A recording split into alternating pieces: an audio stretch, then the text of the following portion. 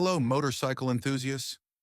We get emails from you all the time asking, hey, could you make a video on how to replace the diaphragm on the carburetor slide? Can it even be replaced? Do I have to buy a whole new slide? How does the process work? Well, that's exactly what we're doing now. We'll be making several videos to show you how to replace the diaphragm on your specific motorcycle model.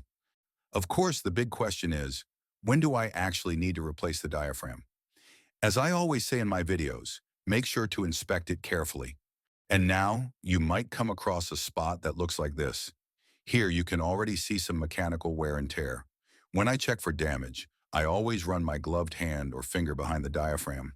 You might even be able to see light shining through in some cases. If I suspect any damage, I take a small, bright flashlight and shine it from behind. Right now, there's nothing visible here. Even though the rubber's top layer is already worn, there's still no hole showing through. Now let's take a look at another one I've set aside for you. See this? It looks similar at first, but when I shine the flashlight behind it, you can clearly see a small hole has already formed. These weak spots can appear in different areas, so make sure to inspect the entire diaphragm carefully. Here the surface also looks a bit worn or damaged. When I shine the light here, you can see a tiny little hole. Now it's becoming a bit more visible. This really is a bit of detective work you have to do. But in general, I can tell you this. If it already looks like this, even though no light is shining through yet, it usually won't be long before this spot fails as well. So if you've already taken the time to remove the carburetor, cleaned it thoroughly, and installed a repair kit, it's a good idea to check the Wumby shop to see if a replacement diaphragm is available for your motorcycle. Since you're watching this video for your specific motorcycle model, which is listed in the title, that means a compatible diaphragm should be available. You'll find the link in the video description below. And don't forget to order the correct number of diaphragms you need. I'd also recommend replacing all of them at once, even if only one is damaged. Since you're already doing the work, it just makes sense.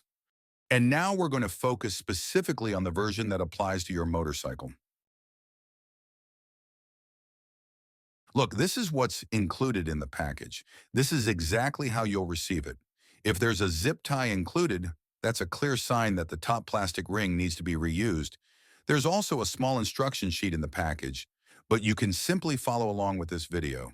So if you see a zip tie, remember, you'll need to reuse the plastic ring.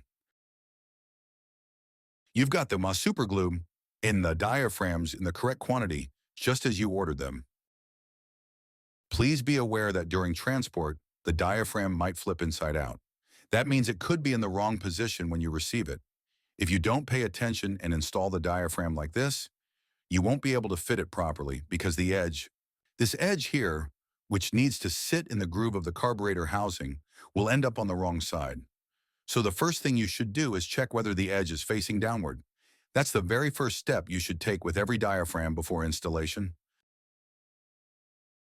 Now, I show you what else you'll need.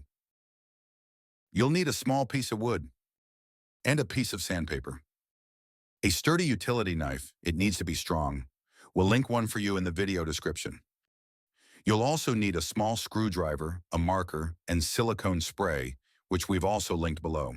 We start by marking the position of this tab on the diaphragm in relation to the slide. During assembly, we need to know the exact position, so make sure to work precisely.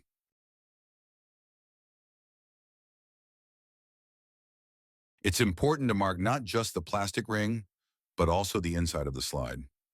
If you plan to put the slide into an ultrasonic cleaner after removing the diaphragm, then don't just mark it, scratch it in lightly. Markings made with a marker usually wash off in the ultrasonic bath. Now that we've marked it, we can fold the diaphragm back, and now you'll need the utility knife. Next, we need to cut off the plastic ring. To do this, I cut a small slit here, being careful not to damage the ring since we'll be reusing it.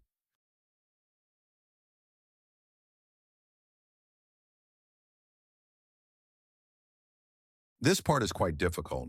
You can also use side cutters or another tool, but even though this looks really tough, and it actually is, in my experience, This is the best method. I carefully cut into the slit piece by piece,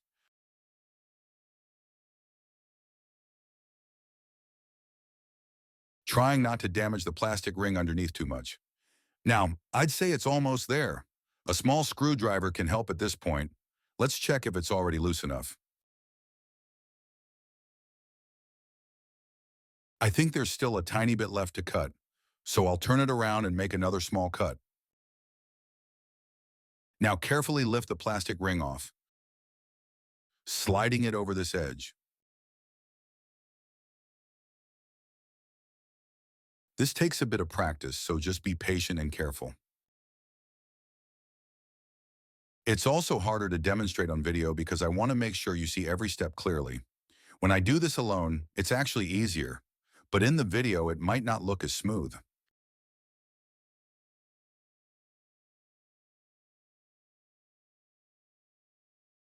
Now the plastic ring is off. As I mentioned, we still need this, so set it aside carefully. Now you can remove the old damaged diaphragm. Next, I always check for any damage. Here there's a small scratch, so I'll smooth it out a bit with sandpaper. Next, I degrease everything. That means I clean out the small groove inside as well as the metal plate. Make sure to thoroughly clean everything using brake cleaner. Once it's clean, set it aside. We'll soon focus on the plastic ring, and there's something important I need to explain about it. All right, friends, let's continue with the plastic ring. I've placed it back onto the slide to show you something. If we just put the ring back on like this, it won't sit flush, but it needs to fit perfectly. That means we'll have to modify the ring slightly to make sure everything fits correctly. So, for now, I'll take the plastic ring off again. Be careful. You'll need to do this a few times before we're done. Now, we'll need the sandpaper, or you can also use a round file. I'll show you an example using a screwdriver. We're going to add a slight bevel to the edge so the plastic ring can slide more easily under the metal rim of the slide. I also remove a little bit of material from this surface in general. This makes it easier to fit during assembly, helping it slide into place correctly. This step requires patience and practice. I'm using sandpaper here, but you can also use a round file. Now, start sanding all the way around, working gradually and checking regularly to see how the ring fits. I'll do this now and show you the progress in a moment. And don't be surprised, you actually need to remove quite a bit of material. As you can see, I've already worked on it for a bit, and the gap has gotten smaller, but it's still clearly visible, which means I need to keep going. So I'll grab my sandpaper again. By the way, it's also linked in the video description. Keep working step by step until the ring fits properly. Take a look. The gap is almost gone now, but it's still too tight, so that's not quite enough yet. I need to remove a little more material so the ring can move more freely. I'll show you exactly what I mean in a second. I've sanded it down even more, so now let's test the fit again. And this is exactly the result we want. The ring should move easily, and hopefully you can see this. It should also have a slight bit of side-to-side movement. It should be just a little loose. Why does it need to be this loose? Let me show you. I'll carefully remove the ring again. Make sure you do the same. Now take your old diaphragm, the one you just removed, to practice with. It has this small edge around it, and this edge needs to sit inside this groove.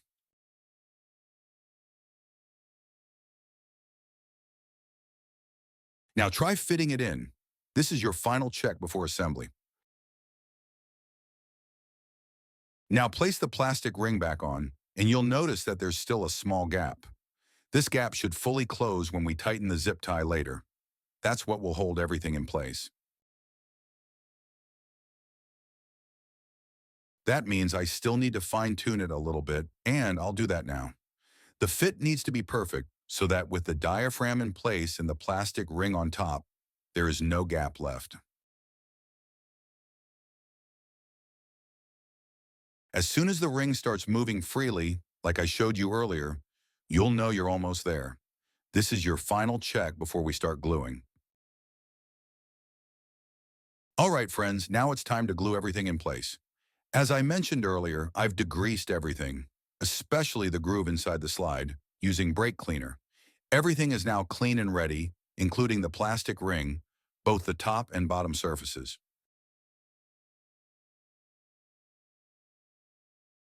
Earlier, I mentioned that you'll need silicone spray. Let me quickly explain why. You're about to apply glue inside this groove, and at the very end, you might also add a thin layer on this seam.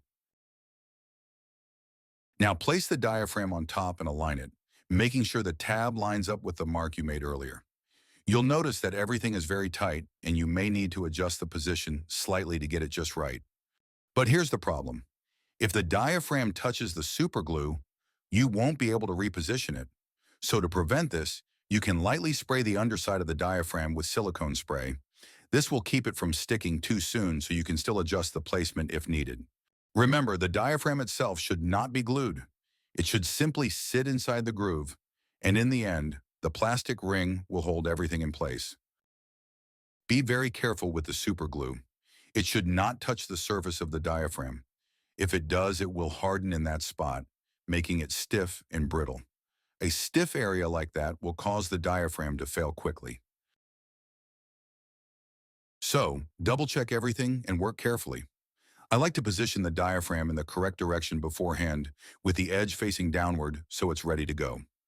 Now I have everything prepared. The plastic ring is ready, the zip tie is ready, and now I take the super glue, the same one that was included with your order. I start opposite the mark. Now I carefully apply a thin, even layer of super glue inside the groove, making sure there are no gaps. Take your time with this step. I start opposite the mark so that when I see the mark again, I know I've gone all the way around.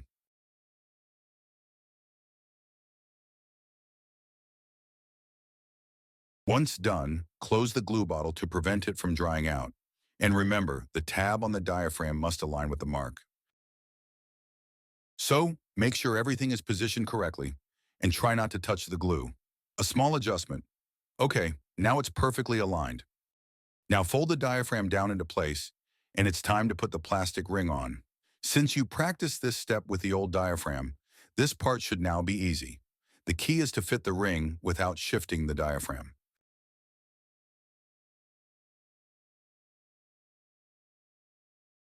Next, apply a tiny drop of super glue to the small gap. That's enough. You don't need more. Now take the zip tie and secure everything. Be careful not to pinch the diaphragm while tightening it.